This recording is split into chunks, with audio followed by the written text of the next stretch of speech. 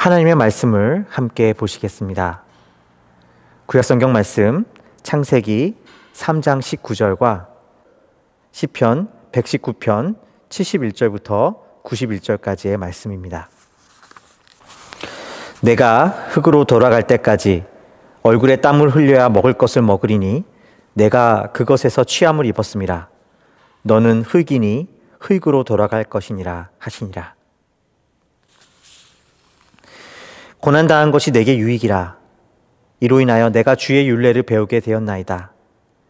주의 입의 법이 내게는 천천 금은보다 승하나이다. 주의 손이 나를 만들고 세우셨사오니 나로 깨닫게 하사 주의 계명을 배우게 하소서. 주를 경외하는 자가 나를 보고 기뻐할 것은 내가 주의 말씀을 바라는 영혼이이다.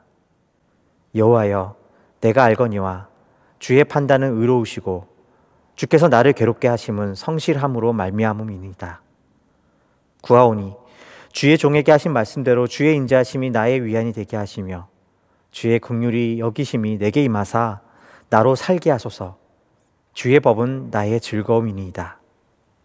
교만한 자가 무고히 나를 엎드렸으니 저희로 수치를 당케 하소서. 나는 주의 법도를 묵상하리이다. 주를 경외하는 자로 내게 돌아오게 하소서. 그리하시면 저희가 주의 증거를 알리이다. 내 마음으로 주의 율례에 완전케 하사 나로 수치를 당치 않게 하소서.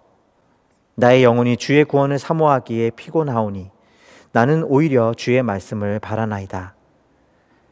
나의 말이 주께서 언제나 나를 안위하시겠나이까 하면서 내 눈이 주의 말씀을 바라기에 피곤하니이다. 내가 연기 중에 가죽병같이 되었으나 오히려 주의 율례를 잊지 아니하나이다. 주의 종의 날이 얼마나 되나이까? 나를 핍박하는 자를 주께서 언제나 국문하시리이까? 주의 법을 쫓지 아니하는 교만한 자가 나를 태하려고 웅덩이를 팠나이다. 주의 모든 계명은 신실하니이다. 저희가 무고히 나를 핍박하오니 나를 도우소서.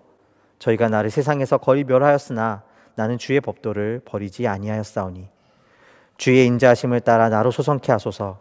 그리하시면 주의 입의 증거를 내가 지키리이다. 여호와여, 주의 말씀이 영원히 하늘에 굳게 섰사오며 주의 성실하심은 대대로 이르렀나이다.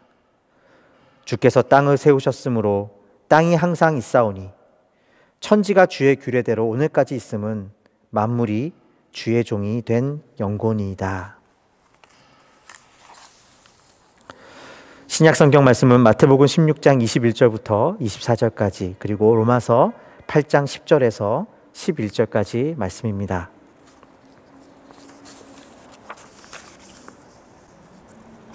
이때로부터 예수 그리스도께서 자기가 예루살렘에 올라가 장로들과 대제사장들과 서기관들에게 많은 고난을 받고 죽임을 당하고 제3일에 살아나야 할 것을 제자들에게 비로소 가르치시니 베드로가 예수를 붙들고 간하여 가로되 주여 그리 마옵소서. 이 일이 결코 주에게 미치지 아니하리이다. 예수께서 돌이키시며 베드로에게 이르시되 사단아 내 뒤로 물러가라. 너는 나를 넘어지게 하는 자로다. 내가 하나님의 일을 생각지 아니하고 도리어 사람의 일을 생각하는도다 하시고 이에 예수께서 제자들에게 이르시되 아무든지 나를 따라오려거든 자기를 부인하고 자기 십자가를 지고 나를 좇을 것이니라. 또 그리스도께서 너희 안에 계시면 몸은 죄로 인하여 죽은 것이나 영은 의를 인하여 산 것이니라. 예수를 죽은 자 가운데서 살리신 이의 영이 너희 안에 거하시면 그리스도 예수를 죽은 자 가운데 살리신 이가 너희 안에 거하시는 그의 영으로 말미암아 너희 죽을 몸도 살리시리라. 주님께서 우리에게 주신 하나님의 귀한 말씀입니다. 말씀을 주시니 감사합니다. 아멘. 오늘은 사순절이 시작되는 제수요일입니다. 이미 말씀드렸듯이 제수요일로부터 시작해서 부활절에 이르는 40일의 기간 동안 우리는 예수 그리스도의 오심과 고난받으심과 그리고 부활에 이르기까지 이르는 그 놀라운 여정을 함께하게 될 것입니다. 목회를 하다 보면 늘 밝기만 하셨던 성도님들께서 남들이 알지 못하는 고통을 가지고 살아가시고 있다는 사실을 발견할 때가 있곤 합니다. 아무 문제가 없어 보이는 분들도 그 나름대로의 고통과 고민을 가지고 살아가고 계시다는 것입니다. 이 세상에 고통 없이 살아가시는 삶은 하나도 없다는 것입니다. 우리는 모두 어떠한 형태이든 그 나름대로의 고통을 통과하며 살아갑니다. 재정적인 어려움으로 인한 고통도 있고, 건강의 어려움으로 인한 고통, 또 자녀들과 가족들을 통한 고통과 혹은 주위의 사람에게서 오는 고통도 있습니다. 문제는 우리가 각자의 고통 가운데 어떻게 반응하고 있는가 하는 것입니다. 그것은 우리가 이러한 고난에 대해 어떻게 생각하고 있는가에서 오는 것들입니다. 고통에 대한 첫 번째 반응은 아마 고통과 싸우는 것일 것입니다. 그것에 지배당하는 것은 나약한 것이고, 또 고통을 드러내는 것은 부끄러운 것이라고 여기는 것입니다. 그래서 고통을 숨기거나 혹은 정복하고 싸워 이겨야 하는 것으로 생각하는 것입니다. 두 번째는 아마 회피일 것입니다. 우리 삶의 고통의 문제는 허상일 뿐이며, 인내하면 결국은 좋은 일이 오게 될 것이라는 믿음으로부터 오는 행동입니다.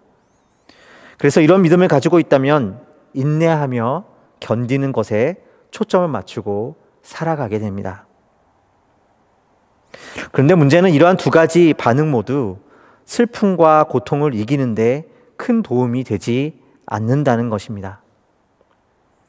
우리는 고난과 고통 중에 있을 때, 혹은 다른 사람이 그와 같은 상황 속에 있을 때 대개 스스로 혹은 그 사람에게 위의 두 가지 방법을 통해 위로를 전하려고 합니다.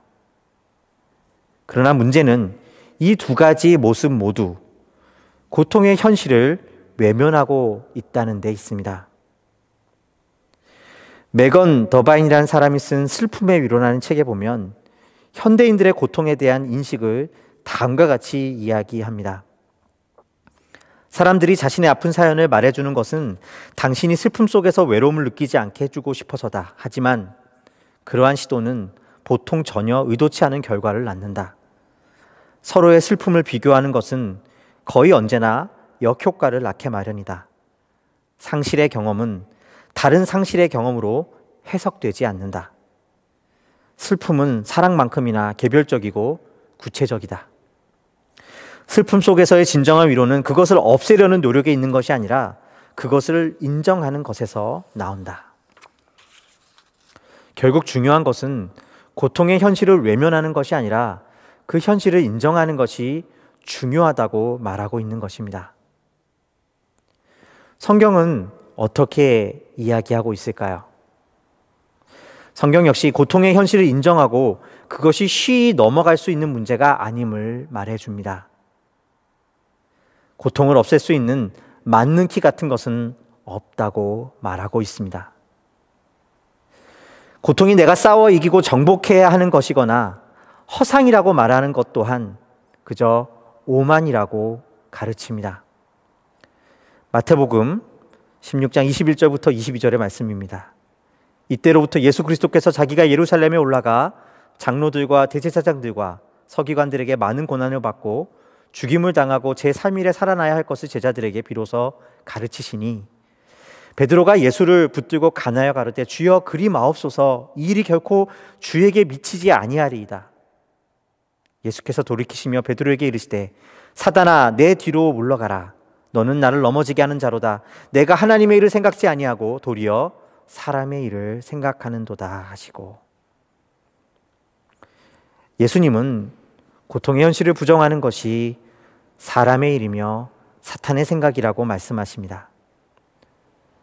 고통은 부정할 수 없이 우리 가운데 존재하는 것이고 그것을 부정하는 것은 신앙이 아님을 말씀하고 계신 것입니다.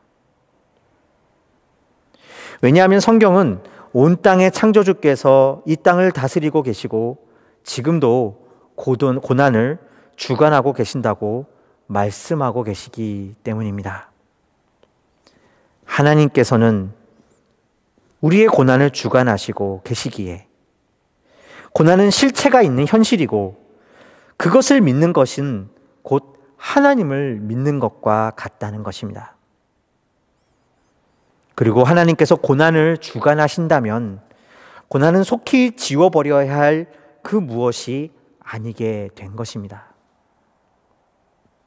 그렇다면 우리는 고난을 어떻게 바라보아야 할까요? 특별히 사순절을 시작하며 예수 그리스도의 고난을 바라보는 우리는 무엇을 생각해야 하는 것일까요? 오늘 본문 말씀은 다음과 같이 이야기합니다. 고난당한 것이 내게 유익이라. 이로 인하여 내가 주의 율례를 배우게 되었나이다.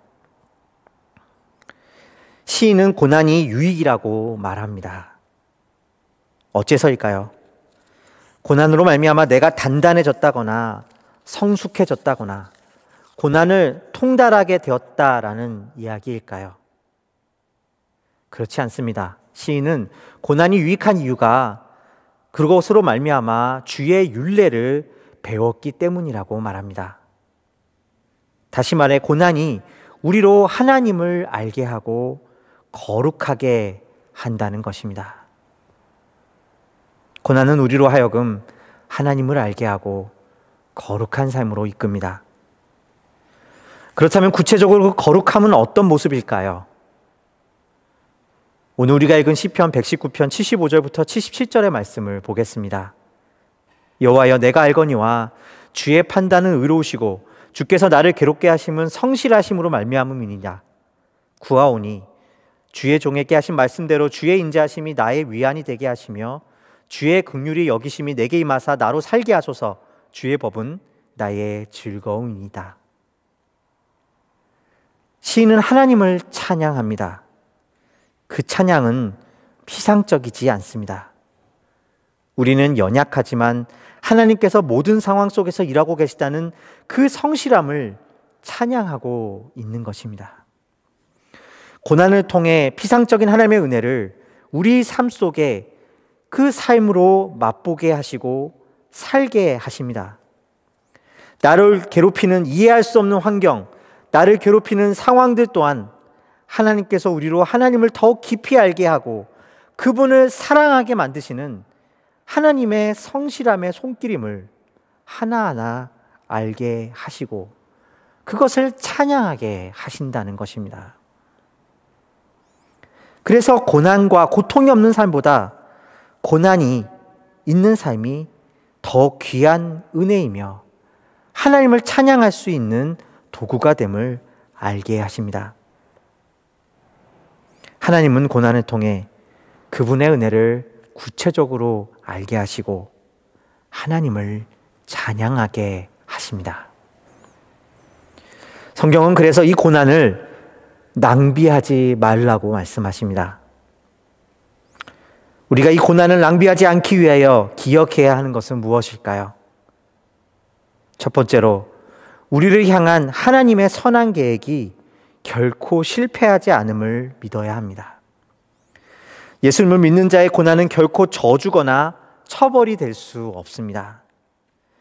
그리스도인된 우리는 저주를 받거나 정죄를 받을 수 없습니다. 하나님의 아들 예수께서 그를 믿는 자의 죄값을 미리 치러 주셨기 때문입니다.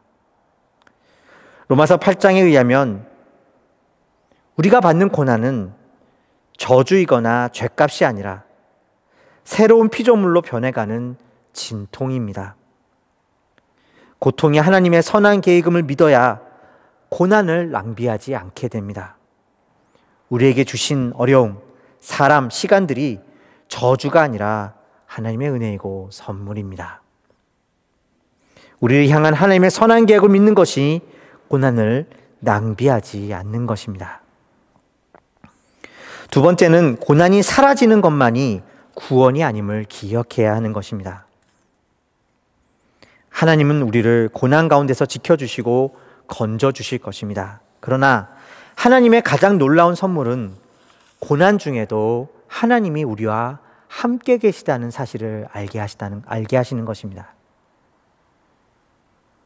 이 선하신 하나님을 기억하는 것이 고난을 낭비하지 않는 것입니다. 세 번째는 고난과 함께 기도하는 것이 고난을 낭비하지 않는 것입니다. 고난은 우리가 감당할 수 없기 때문에 고난입니다. 그러니 하나님 앞에 나와서 울 수밖에 없습니다. 내가 할 수 없고 내가 이겨낼 수 없다고, 내가 용서할 수 없다고 부르짖으며 기도하는 것입니다. 기도 가운데, 이 고난 가운데 서 있는 시각이 하나님께서 우리 삶에 이루시는 그 선한 일들이 무엇인지로 바뀌게 됩니다. 기도하며 우는 것이 고난을 낭비하지 않게 되는 이유입니다. 하나님은 우리를 고난을 통해 거룩하고 깊은 삶으로 인도하십니다. 피상적인 은혜가 아니라 모든 상황 속에서 그 모든 상황을 주관하시고 우리와 함께 하시는 놀라우신 하나님을 만나게 합니다. 고난을 통달하게 된다는 의미가 아닙니다. 그것이 고난의 유익이 아닙니다. 도리어 이 땅에서 우리를 고난을 부정하거나 회피하여 하나님이 아니라 스스로 자신의 삶의 주인 되게 하려는 그 유혹에 빠지지 않고 구체적으로 겸손하게 고난 가운데 하나님을 찬양하고 감사하게 되는 것이 고난의 이유이며 고난을 낭비하지 않게 되는 것입니다. 이것이 성도가 부름받은 거룩함입니다. 사랑하는 성도 여러분, 고난은 힘이 듭니다. 그래서 시인은 마지막 말씀에 이렇게 고백합니다. 나의 영혼이 주의 구원을 사모하기에 피곤하오나 나는 오히려 주의 말씀을 바라나이다. 저는 아직도 잊혀지지 않는 친구가 있습니다. 10년 전에 제가 유학을 와서 공부할 때에 영어도 잘 못하는 저를 향해 늘 밝게 웃어주고 말을 걸어주던 웃는 모습이 너무나 아름다운 흑인 친구였습니다. 신학교에 함께 다녔던 이 친구는 아버지가 트레몬트 템플이라고 하는 보스턴 시내에 있는 아주 역사적인 침례교회의 성가대 지휘자셨고 본인도 음악적인 재능이 아주 뛰어나서 학부 때 재즈를 전공하고 이제 신학교에 와 체프 시간에 찬양을 인도하고는 했던 아름다운 친구였습니다. 그런데 어느 날 상상하지 못했던 소식을 전해 듣게 되었습니다. 유제품 알러지가 있던 친구는 먹던 음식에 유제품이 들어가 있다는 사실을 알지 못한 채 식사를 하다가 갑작스러운 쇼크로 20대의 젊은 나이에 소천하게 되었다는 소식이었습니다. 학교 전체와 교회 커뮤니티가 한 번에 슬픔에 잠기게 되었습니다. 어떻게 이런 일이 일어날 수 있을까? 모두가 망연자실했습니다. 아이러니하게도 그 친구의 장례식이 마친 첫 주일이 바로 부활주일이었기에 많은 이들이 성가대 대장이었던 그 친구의 아버지가 제대로 부활절 칸타타를 준비할 수 있을까? 그리고 그 사람에게 이 부활절 칸타타를 계속 준비를 시키는 것이 괜찮은 일일까? 다들 고민하였습니다. 그러나 그 친구의 아버지는 끝끝내 그 부활절 칸타타를 마치겠노라고 이야기했습니다. 그리고 그 부활절 아침에 그 친구의 아버지는 몇 달이 연습해오던 핸델의 메시아 중 부활장을 함께 연주하기 시작했습니다. 어쩌면 매년 준비하던 부활절 칸타타였지만 그날 그분이 연주했던 부활은 그 이전과 같을 수 없었습니다. 하나님을 사랑했던 사랑하는 자녀를 부지불식간에 잃은 가운데 부활의 하나님을 찬양하는 그 찬양이 어떻게 그 이전과 같을 수 있었겠습니까? 오늘 우리가 읽은 이 말씀의 시인은 이 시의 마지막을 다음과 같이 찬양으로 마무리합니다. 주의 성실하심은 대대에 이르나이다. 주께서 땅을 세우셨으므로 땅이 항상 있사오니 천지가 주의 규례대로 오늘까지 있음은 만물이 주의 종이 된 연고니이다. 사랑하는 성도 여러분, 고난을 통해 하나님을 찬양하십시오. 각자의 고통의 시간을 통해 여러분은 고난을 어떻게 지나고 계십니까? 시인이 고백한 것 같이 모든 것의 주인 되신 하나님을 이 고통 가운데 찬양하시는 은혜가 여러분의 삶 가운데 임하게 되시기를 주님의 이름으로 축원드립니다. 고난을 낭비하지 마십시오. 사순절을 시작하며 이 고난을 낭비하지 않고 연약한 우리를 통해 찬양을 받으시는 하나님께 나아가시는 저와 여러분이 되시기를 주님의 이름으로 축원드립니다. 함께 기도하시겠습니다. 고맙고 감사하신 아버지 하나님, 우리가 고난을 통해 자격 없는 우리가, 흙에서 왔으니 흙으로 돌아가고 마는 우리가 은혜를 입었고 하나님을 찬양하게 되었습니다. 주님, 이 놀라운 고난의 신비를 배우는 귀한 사순절의 기간이 되게 하여 주시고 저희 사랑하는 비전교회 모든 성도들 가운데 이 거룩함의 은혜를 경험할 수 있도록 허락하여 주시옵소서. 우리가 처한 환경, 어려움들, 고난을 주님께서 다 아시는 줄 믿습니다. 그 속에서 고난을 낭비하지 아니하고 하나님을 찬양하게 하시고 하나님을 붙들게 하시고 하나님의 선한 신뜻과 온 땅을 다스리신 하나님의 능력을 맛보게 하여 주시옵소서. 우리 주 예수 그리스도의 이름으로 기도하였습니다. 아멘.